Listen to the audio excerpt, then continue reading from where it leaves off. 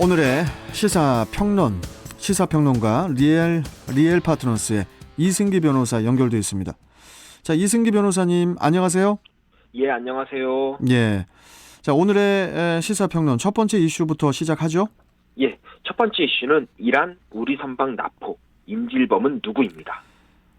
사우디아라비아를 출발해서 아랍에미리트로 향하던 우리 국적 선박 한국 캐미오가 이란 혁명수비대에 납포된 지 벌써 3일째가 되는데 일단 이란 측에서는 해당 선박이 걸프만에 오염물질을 배출한 혐의가 있어서 그래서 억류했다는 그런 입장인데 실제로는 다른 목적이 있다고 해요. 어떤 내용입니까?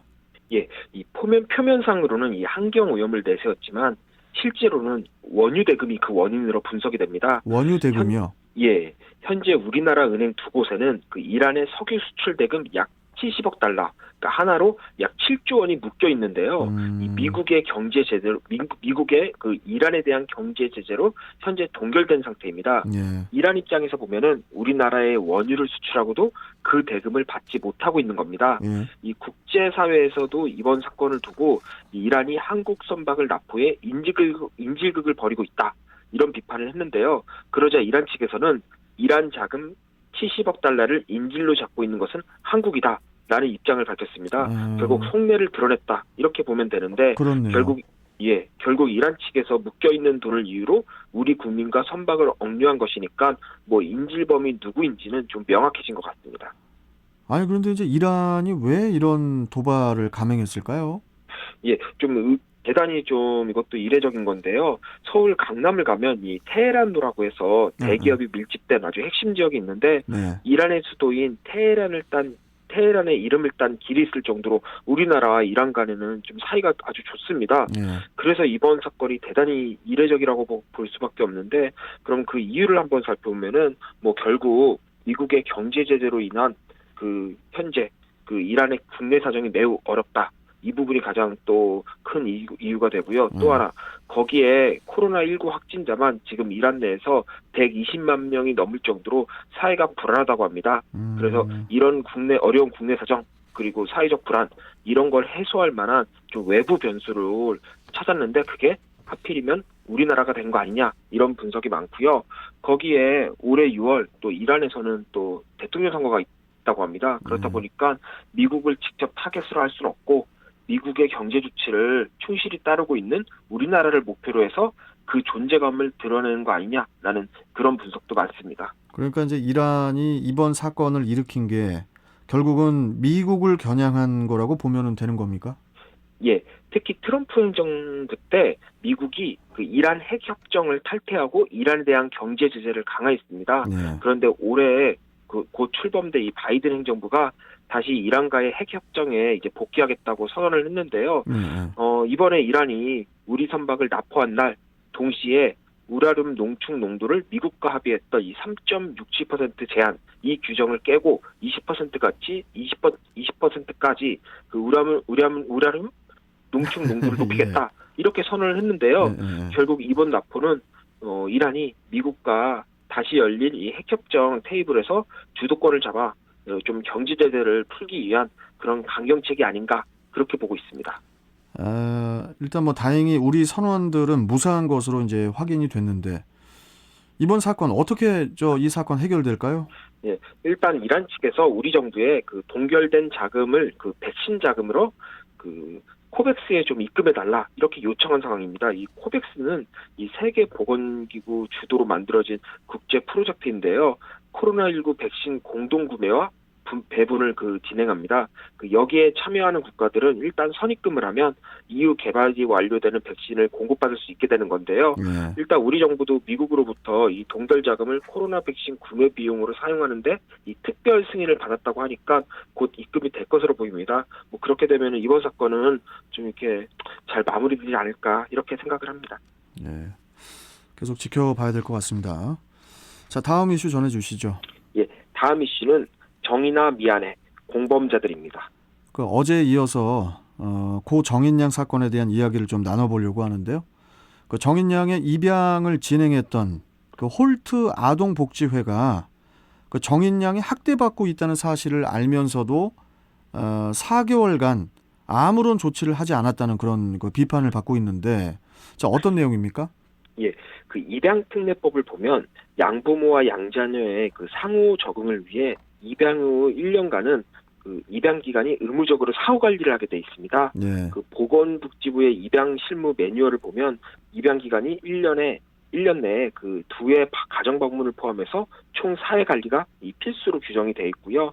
뭐 이번에 정인양의 입양 절차는 국내 대표적인 입양 기관인 그 홀트 아동복지가 맡았습니다. 예. 그런데 어제인 5일 그 신현영 그 더불어민주당 의원실에서 이 홀트 측에서 작성한 입양 사후 관리 경과 자료 이거를 공개를 했는데요. 예. 이 내용을 보면은 홀트 측이 지난해 2월 3일 그 정인양이 입양된 뒤부터 지난해 10월까지 3차례 가정 방문을 하고 입양 가족 측과 3차례 통화를 했다고 합니다. 예. 그런데 홀트 측 담당자가 지난해 5월 26일 2차 가정 방문에서 정인양의 몸에서 상처를 발견했다고 합니다. 아. 그래서 당시에 작성된 그 사후 보고서를 보면은 아동의 배, 허벅지 안쪽 등에 생긴 멍자국에 대해 양부모가 명확히 설명하지 못했다라고 이렇게 기재되고 있는데 이런 내용을 기재하면서도 결국 내린 조치라는 게 아동 양육에 보다 민감하게 대처하고 반응할 수 있도록 안내했다. 아. 이렇게 안내만 했다고 되어 있는 겁니다.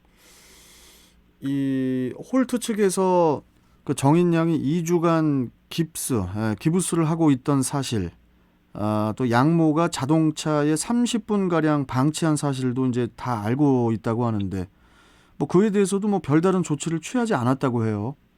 예, 그 아동보호 전문기관을 통해 이제 관련 내용이 전달된 것인데요. 예. 특히 정인양이 쇄골 골절을 입었다는 사실을 알고도 홀트 측이 가정 방문을 하지 않고 양부와 통화만 하는 걸로 이제 그쳤다는 겁니다.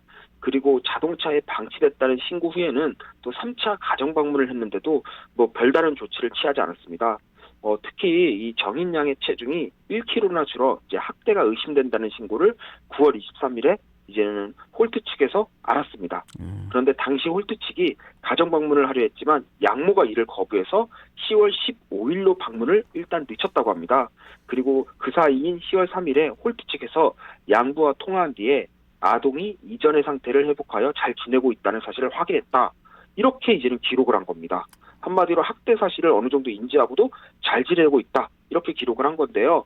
그로부터 10일 후에 정인양은 사망했는데 홀트 측에서 이 쇄골이 골절됐다거나 생후 1년 간 넘은 아이가 1kg 체중이 줄었다는 그런 사실을 알면서도 이를 직접 가서 해결하지 않고 전화로 확인하고는 문제가 없다고 했다는 거 너무 충격적입니다. 자, 그래서 이제 홀트 측에서 정의나 미안해 챌린지에 동참을 했는데, 오히려 이제 인터넷상에서는 안티 홀트 운동이 펼쳐지고 있습니다. 그 여론의 공분이 상당한 것 같은데, 그런데 이제 아동 보호 전문 기관도 그 정인양의 학대 사실을 알고도 이를 제대로 처리하지 않았다는 그런 비판을 또 받고 있어요. 예, 그 아동보호 전문기관은 그 아동학대를 전문적으로 다루는 기관입니다. 예. 보통 학대 신고가 들어오면 경찰과 함께 현장에 출동해서 후속 조치를 취하는 경우가 많은데요.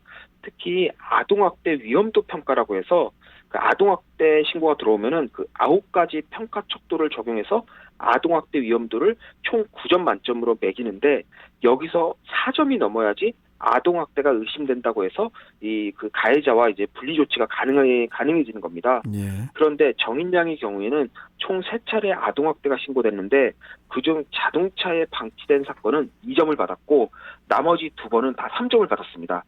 2점이나 3점은 그 아동학대 위험도가 높지 않다. 그러므로 분리할 필요가 없다. 이런 건데요. 그렇다 네. 보니까 정인양이 양부모와 분리되지 못하고 계속 같이 살게 된 겁니다. 특히 마지막 3번째 소아과 의사가 신고했을 때 그 평가 내용을 보면은 아동에게 신체 외부 손상이 관찰되거나 신체 내부의 손상 또는 정서적 피해가 의심된다. 이 항목에는 즉각적인 처리가 필요하다라는 이제는 그 문항에 체크가 돼 있었습니다. 예. 그런데도 이것도 그래봤자 고작 1점인 겁니다.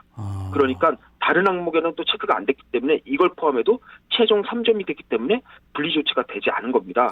그런데 하나 좀 황당한 게 저도 이 9가지 체크 항목의 그 내용을 봤는데요. 예. 그 9가지 중에 6번째 항목을 보면은 아동이 학대 행위자로부터 분리 보호를 요구하는 의사를 표현한다라고 해서 아동의 의사를 확인해서 이를 체크하게 돼 있습니다. 예. 그러면 아동이 분리를 요구하면 체크해서 1점을 더하라는 건데 문제는 정인양은 1년 간 넘은 영아입니다.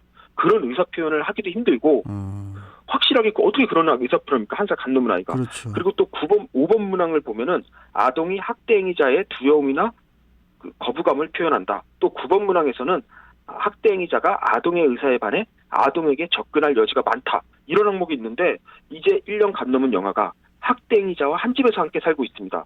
그러면 당연히 학대 행위자의 눈치를 보고 그 폭력에 길들여질 수밖에 없는데 이런 걸 평가 항목이라고 해서 아동 학대 여부를 따지는 게 과연 맞는지 정말 답답한 마음입니다. 예. 참고로 지금 말씀드린 제가 3가지 항목 말씀드렸는데 이 부분에서는 정인양의 양부모 다 체크가 안 됐습니다. 예. 네, 이번 정인양 사건 결국 양부모의 파렴치한 범죄 행위를 따지기 전에 입양 전문기관부터 아동보호 전문기관, 심지어 경찰까지 총체적 난국이 만들어낸 그 사회적 참사가 아닌가라는 점에서 우리가 모두 이제 무책임한 공범자라고 그렇게 말하고 싶습니다. 모두가 무책임한 공범자라는 말이 가장 적절한 표현인 것 같습니다. 예. 자, 오늘 말씀 여기까지 듣겠습니다. 고맙습니다. 예, 감사합니다. 네. 자, 시사평론가 리엘 파트너스의 이승기 변호사와 함께했습니다.